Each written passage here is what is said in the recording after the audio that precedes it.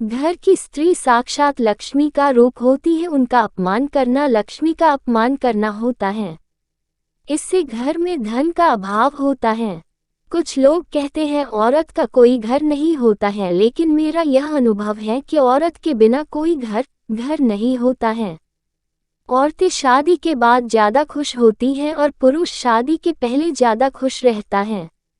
एक महिला अपनी उम्र के बारे में झूठ बोलती है और पुरुष अपनी होने वाली कमाई के बारे में झूठ बोलते हैं। पवित्र नारी सृष्टिकर्ता की सर्वोत्तम कृति होती है। वह सृष्टि के संपूर्ण सौंदर्य को आत्मसात किए रहती है। नारी के बिना पुरुष का बचपन असहाय है, युवावस्था सुख रहित है और बुढ़ापा सांत्वना देने वाले सच्चे और वफादार साथी से रहित है। स्त्रियों की स्थिति में सुधार न होने तक विश्व के कल्याण की कोई कल्पना नहीं हो सकती। किसी पंछी का एक पंख के सहारे उड़ना बिल्कुल असंभव है।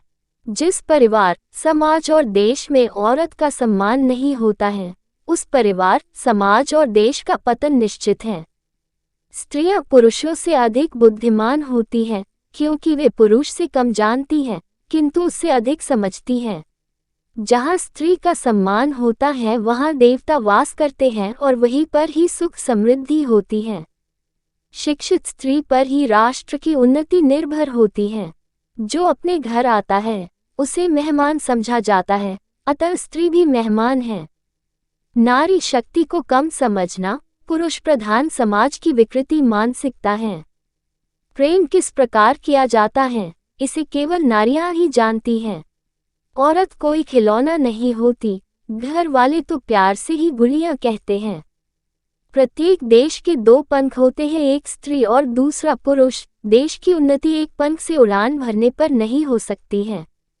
नारियां इसलिए अधिकार चाहती हैं कि उनका सदुपयोग करें और पुरुषों को उनका दुरुपयोग करने से रोकें।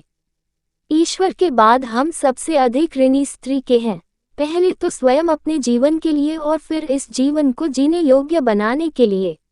नारी की करुणा अंतर्जगत का उच्चतम विकास है, जिसके बल पर समस्त सदाचार ठहरे हुए हैं। नारी का सम्मान करना माँ का सम्मान करना है। माँ का सम्मान करना भगवान का सम्मान करना है। जो व्यक्ति सच्चे दिल से भगवान का सम्मान करता है, वही आनंद से भरा हुआ जीवन जीता है। स्त्रियों का सौंदर्य उनका पतिव्रत धर्म है। नारी का सम्मान एक सभ्य परिवार, समाज और देश की पहचान है।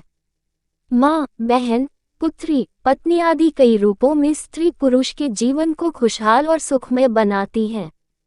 स्त्री के बिना जीवन की कल्पना करके सोचिए कि हर व्यक्ति के जीवन में स्त्री का कितना महत्व है।